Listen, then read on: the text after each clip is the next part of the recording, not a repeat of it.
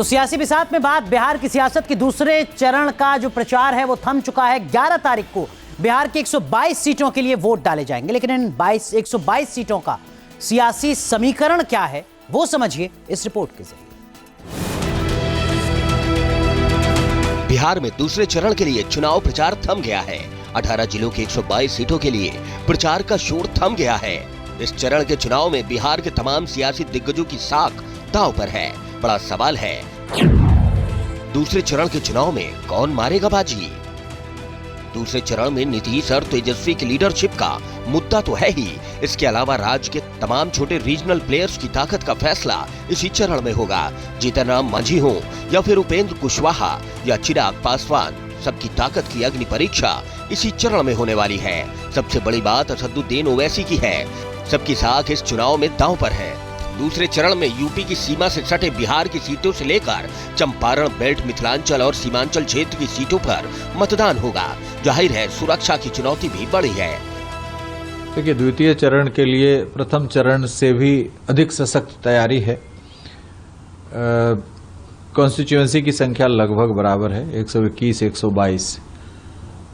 द्वितीय चरण में जो जिले हैं जहां मतदान होना है वो ज्यादातर अंतर्राष्ट्रीय सीमा, अंतर्राज्यीय सीमा पर अवस्थित है। चीफ सेक्रेटरी, डीजीपी के साथ उन राज्यों में नोडल ऑफिसर नियुक्त किए गए हैं, उनके साथ लगातार वार्ता हो रही है। वीडियो कॉन्फ्रेंसिंग के माध्यम से कई बार विभिन्न स्तरों पर बैठक हुई है। चुनाव आयोग के स्तर पर हुई है, चीफ सेक्रेटरी के स्तर पर हुई है, मेरे स्तर पर हुई है। एआईएमआईएम की बात करें तो एआईएमआईएम दूसरे चरण की करीब 19 सीटों पर चुनावी मैदान में है। यहाँ 30% से ज्यादा मुस्लिम वोटर हैं। सीमांचल क्षेत्र में ही पिछली बार असदुद्दीन ओवैसी को 5 सीटें हासिल हुई थी। 2020 के चुनावी नतीजों के लिहाज से देखें तो दूसरे चरण में सबसे ज्यादा चुनौती एनडीए के लिए है। खासकर बीजेपी के सामने अपनी सीटों को बचाए रखने का चैलेंज है।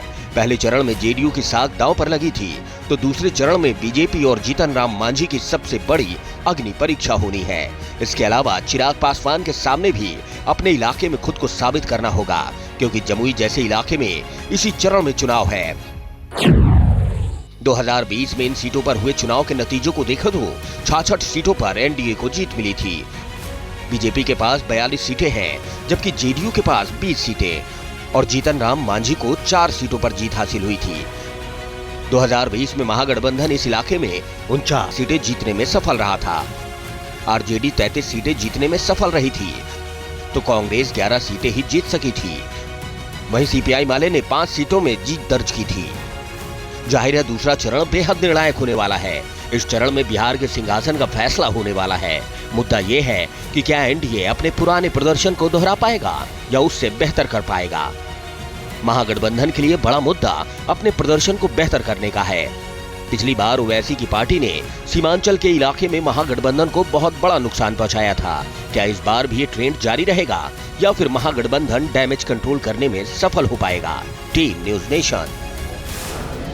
जहाँ भक्ति है हर शब्द में, कथाओं में छुपे हैं दिव्य रहस्य और ज्योतिष देता है जीवन को दिशा। धर्म से जुड़ी हर बातों को जानने के लिए हमारे चैनल स्तुति को सब्सक्राइब करें। चैनल पर जाने के लिए इस लिंक पर क्लिक करें।